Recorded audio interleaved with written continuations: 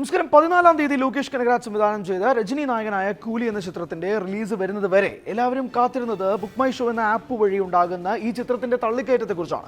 പ്രധാനമായും തമിഴ് സിനിമാ മേഖലയിൽ ആദ്യമായി 1000 കോടി എത്തുക എന്നുള്ളൊരു വലിയ സ്വപ്ന നേട്ടം ആ സിനിമ റിലീസിന് മുന്നേ വരെ ഉണ്ടായിരുന്നു. പക്ഷേ സിനിമയുടെ ആദ്യ പ്രതികരണത്തിന് ശേഷം അത് അപ്പാടെ തകരുന്ന ഒരു കാഴ്ചയാണ് ഉണ്ടായത്.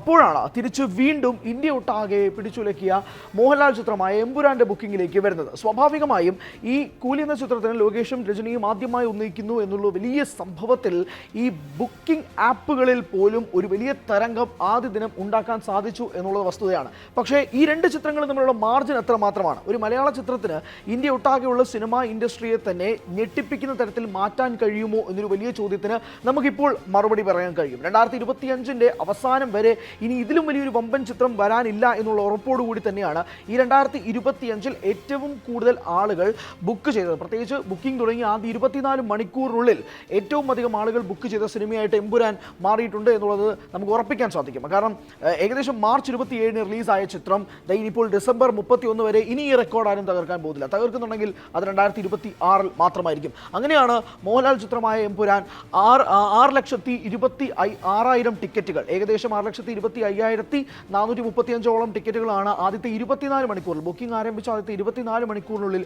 വിറ്റഴിക്കപ്പെട്ടത്. ഇത് ചരിത്രമാണ്. ഇത് ഇന്ത്യൻ സിനിമയിൽ തന്നെ നാളിതുവരെ ഉണ്ടായ റെക്കോർഡുകളിലൊക്കെ തീർത്തുകൊണ്ടാണ് എമ്പുരാൻ മുന്നോട്ട് വന്നിരിക്കുന്നത്. കാരണം വലിയ മാർജിനിലാണ് പിന്നീടുള്ള സിനിമകൾ വരുന്നത്. ഇപ്പോൾ നമ്മൾ എടുത്തു നോക്കുകയാണെങ്കിൽ കൂലി പോലും 3,77,000 ടിക്കറ്റുകൾ മാത്രമേ ഉള്ളൂ. ഏകദേശം 3 ലക്ഷത്തിനടുത്ത് വേരിയേഷൻ ഉണ്ട് ഈ രണ്ട് സിനിമകളും തമ്മിലുള്ള ടിക്കറ്റിൻ്റെ വ്യത്യാസത്തിൽ. അതായത് കൂലിയുടെ നേരെ ഇരട്ടി എന്ന് വേണമെങ്കിൽ പറയാം. ഇത്രയും വലിയൊരു പാൻ ഇന്ത്യൻ തലത്തിൽ ഹിന്ദിയിൽ നിന്ന് ആമിർ ഖാൻ വരുന്നു, തെലുങ്കിൽ നിന്നും നാഗാർജുന വരുന്നു, കന്നഡയിൽ നിന്ന് ഉപേന്ദ്ര വരുന്നു. അങ്ങനെ വലിയ സ്റ്റാർ കാസ്റ്റോടെ വരുന്ന സിനിമകൾക്ക് പോലും ഈ മോഹൻലാൽ ചിത്രത്തിന് മുന്നിൽ അതിൻ്റെ പകുതി പോലും പിടിച്ചു നിൽക്കാൻ സാധിച്ചില്ല എന്നുള്ളതും ഏറ്റവും പ്രധാനപ്പെട്ട വസ്തുതയാണ്. നമ്മൾ എടുത്തു നോക്കുകയാണെങ്കിൽ മൂന്നാമത്തെ ചിത്രം കൽക്കി, ഇതും വലിയ സ്റ്റാർ കാസ്റ്റിൽ വന്ന സിനിമയാണ്. ഈ കമ്പാരിസൺ വരാനുള്ള പ്രധാനപ്പെട്ട കാരണം ഈ സിനിമകളെല്ലാം തന്നെ ഒരു പാൻ ഇന്ത്യൻ തലത്തിൽ ചർച്ച ചെയ്യപ്പെട്ട സിനിമകൾ എന്നത് മാത്രമല്ല, ഈ സിനിമകൾക്കൊക്കെ തന്നെ ഒരു പാൻ ഇന്ത്യൻ ആക്ടേഴ്സും കൂടി അണിനിരക്കുന്നുണ്ടായിരുന്നു എന്നുള്ളതാണ് വാസ്തവം. ഇപ്പോൾ കൽക്കി 2898 AD എന്ന് പറയുന്ന സിനിമ ഇന്ത്യൻ സിനിമയിൽ തന്നെ ഏറ്റവും വലിയ ബ്രഹ്മാണ്ഡമായ ചിത്രമാണെന്നുള്ള കാര്യത്തിൽ തർക്കമൊന്നുമില്ല. പ്രഭാസാണ് ലീഡെങ്കിൽ പോലും ദീപിക പദുകോണും അമിതാഭ് ബച്ചനും തുടങ്ങിയ താരനിര ഈ ചിത്രത്തിൽ അണിനിരക്കുന്നുണ്ട് എന്നുള്ളതാണ് വാസ്തവം. ആ സിനിമയ്ക്ക് പോലും ഈ ചിത്രത്തിൻ്റെ 7 അയലത്ത് എത്താൻ സാധിച്ചില്ല. അതിലും ഏകദേശം 3 ലക്ഷത്തിൻ്റെ ഡിഫറൻസോളം ഈ ചിത്രത്തിന് ആദ്യത്തെ 24 മണിക്കൂറിൽ എമ്പുരാന് ബുക്കിംഗ് കൂടുതലുണ്ടായിരുന്നു എന്നുള്ളത് വാസ്തവമാണ്. നാലാമത്തെ ചിത്രം ജവാൻ, ഷാറൂഖ് ഖാൻ നായകനാക്കി ആറ്റ്ലി സംവിധാനം ചെയ്ത ചിത്രത്തിന് പാൻ ഇന്ത്യൻ തലത്തിൽ റീച്ച് പ്രത്യേകം വേണ്ട ആവശ്യമില്ല. കാരണം ഇതൊരു ഷാറൂഖ് ഖാൻ ചിത്രമായതുകൊണ്ട് തന്നെ അത്രയധികം ഹൈപ്പ് ഈ സിനിമയ്ക്ക് ഉണ്ടായിരുന്നു. പ്രത്യേകിച്ച് ഈ ഷാറൂഖ് ഖാൻ ചിത്രം, ഈ ജവാൻ റിലീസാവുന്ന ആ വർഷം 2023 3 ചിത്രങ്ങളാണ് ഷാറൂഖിൻ്റെതായി റിലീസായിരുന്നു. ഒന്ന് പത്താൻ, മറ്റൊന്ന് ജവാൻ, പിന്നെ ഒന്ന് ഡങ്കി ആയിരുന്നു. അങ്ങനെ 3 ചിത്രങ്ങൾ ഷാറൂഖിൻ്റെ റിലീസായ വർഷം. അതിൽ രണ്ടാമത്തെ ചിത്രമായിട്ട് സെപ്റ്റംബർ റിലീസായ ചിത്രം ജവാൻ, അതിന് ആദ്യത്തെ 24 മണിക്കൂർ ഉണ്ടാക്കിയ ബുക്കിംഗ് എന്ന് പറയുന്നത് 2,54,000 മാത്രമാണ്. അഞ്ചാമത്തെ ചിത്രമായ പുഷ്പ എന്ന ഭീകരമായ ആദ്യ ഭാഗത്ത് നിന്നും റിലീസായ സിനിമ, രണ്ടാം ഭാഗത്തിന് വേണ്ടി പ്രേക്ഷകർ കാത്തിരുന്ന ചിത്രം, സുകുമാർ സംവിധാനം ചെയ്ത ചിത്രം. ആദ്യ ഭാഗത്തിന് കൃത്യമായ അല്ലു അർജുൻ അതിനനുസരിച്ച് ദേശീയ പുരസ്കാരം വരെ ലഭിച്ച ചിത്രം. രണ്ടാം ഭാഗത്തിലേക്ക് വരുമ്പോഴേക്കും അതിനുണ്ടായിരുന്ന ബുക്കിംഗ് എന്ന് പറയുന്നത് 2,18,000 ടിക്കറ്റുകൾ മാത്രമാണ്. ഇവിടെയാണ് ഈ ഡിഫറൻസ് വരുന്നത്. നമ്മൾ ഓരോ ചിത്രങ്ങളായിട്ട് നമുക്ക് ഓരോന്നും പോവാം. പ്രത്യേകിച്ച് മോഹൻലാൽ ചിത്രത്തിലേക്ക് വരുമ്പോഴേക്കും എമ്പുരാന് പൃഥ്വിരാജ് സംവിധാനം ചെയ്യുന്നു എന്നതിലുപരി ലൈക്ക പ്രൊഡക്ഷൻസും ഗോകുലം ഗോപാലൻ പിന്നീട് വരുന്നു. ലൈക്ക പിന്മാറുന്ന ഘട്ടത്തിലേക്ക് അവസാനം വരുന്നു. ആശീർവാദ് സിനിമാസിൻ്റെ പ്രൊഡക്ഷൻ കമ്പനിയിൽ വരുന്നു. പക്ഷേ ഈ ചിത്രത്തിൻ്റെ ഒരു പാൻ ഇന്ത്യൻ അപ്പീലിലേക്ക് കൊണ്ടുവരാനായിട്ട് മറ്റ് സംസ്ഥാനങ്ങളിൽ നിന്നുള്ള ആക്ടേഴ്സിനെ കൊണ്ടുവരിക എന്നുള്ളൊരു ഗിമ്മിക്ക് പരിപാടി ഇവിടെ പൃഥ്വിരാജ് ചെയ്തിട്ടില്ല. ഇവിടെ ആകെ ചെയ്തത് ഗംഭീരമായ ട്രെയിലർ കൊടുക്കാൻ സാധിച്ചു, ടീസർ കൊടുക്കാൻ സാധിച്ചു, കൃത്യമായ അപ്ഡേറ്റുകൾ ചിത്രവുമായി ബന്ധപ്പെട്ട് നൽകാൻ സാധിച്ചു. പല സംസ്ഥാനങ്ങളിലും പോയി പ്രൊമോഷൻസ് നടത്തി. ഇതെല്ലാം കൊണ്ട് കൃത്യമായ രീതിയിൽ ഈ സിനിമ പാൻ ഇന്ത്യൻ തലത്തിൽ വർക്കായി. അത് കേരള പ്രേക്ഷകരിൽ നിന്നും മാത്രമല്ല, ബുക്ക് മൈ ഷോ വഴി ഇന്ത്യ ഒട്ടാകെയുള്ള പ്രേക്ഷകർ ബുക്ക് ചെയ്യുന്നതിൽ നിന്നാണ് 6,45,000 എന്ന ബുക്കിങ്ങിലേക്ക് ഈ സിനിമ മാറിയത്. അതൊരു നിസ്സാര നേട്ടമല്ല. രണ്ടാമത്തെ ചിത്രം നമ്മൾ കൂലിയിലേക്ക് വരുമ്പോഴേക്കും നിലവിൽ കൂലി നേരിടുന്ന ഒരു വലിയ അവസ്ഥയുണ്ട്. കാരണം ഒരു വലിയ ഹൈപ്പിൽ വന്ന ചിത്രത്തിന് ഇപ്പോൾ ലോകേഷിനും ടീമിനും നേരെ വലിയ രീതിയിലുള്ള വിമർശനങ്ങൾ സമൂഹ മാധ്യമങ്ങളിൽ ഉയർന്നുകൊണ്ടിരിക്കുന്ന ഘട്ടത്തിലാണ്.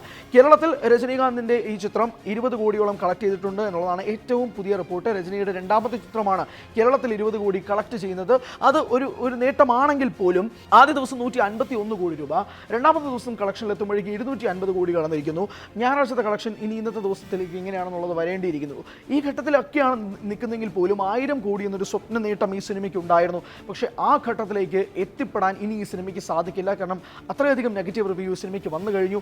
ഞായറാഴ്ച ആയിട്ട് പോലും ബുക്ക് മൈ ഷോയും മറ്റുള്ള ബുക്കിംഗ് ആപ്പുകളിലൊന്നും ഈ സിനിമയ്ക്ക് വേണ്ട രീതിയിലുള്ള ബുക്കിങ്ങുകൾ സംഭവിക്കുന്നില്ല എന്നുള്ളതും മറ്റൊരു വസ്തുതയാണ് എന്നതും കൂടി കണക്കുകൾ സൂചിപ്പിക്കുന്നു. മൂന്നാമതാണ് കൽക്കി എന്ന ചിത്രം. ഈ ചിത്രത്തിന് റിലീസിന് മുന്നേ തന്നെ പ്രഭാസിൻ്റെ അതിന് മുന്നേ റിലീസായ ആദിപുരുഷും സാഹോയ്ക്കും ഒന്നും തന്നെ തിയേറ്ററിൽ ഒരു വലിയ ചലനം സൃഷ്ടിക്കാൻ സാധിച്ചില്ല. ആദിപുരുഷൊക്കെ ട്രോൾ മെറ്റീരിയലായിട്ട് മാറുകയും ചെയ്തു. അതിനുശേഷമാണ് കൽക്കി വരുന്നത്. കൽക്കിക്ക് പ്രഭാസിന് ഒരു പുതുജീവൻ തന്നെ നൽകുകയായിരുന്നു. ഈ സിനിമയുടെ റിലീസിന് ശേഷമാണ് ഈ സിനിമയ്ക്ക് ഏറ്റവും കൂടുതൽ ഹൈപ്പ് കയറി. അതുകൊണ്ട് തന്നെ ബുക്കിംഗ് ആരംഭിച്ചുള്ള ആദ്യത്തെ 24 മണിക്കൂർ സത്യം പറയുകയാണെങ്കിൽ പ്രഭാസ് ആരാധകർ ഇടിച്ചു തള്ളി കയറിയില്ല എന്നുള്ളത് വാസ്തവം. ചിത്രത്തിൻ്റെ റിലീസിന് ശേഷം ആണ് ഈ ചിത്രത്തിന് ഏറ്റവും അധികം ഹൈപ്പ് കയറിയതും അതിൻ്റെ റിവ്യൂവും റെസ്പോൺസും എല്ലാം പ്രേക്ഷകർ ഏറ്റെടുക്കുകയും പിന്നീട് തിയേറ്ററിൽ ഒരു ദൃശ്യ അനുഭവമായി ഈ സിനിമ മാറുകയും ചെയ്തത്.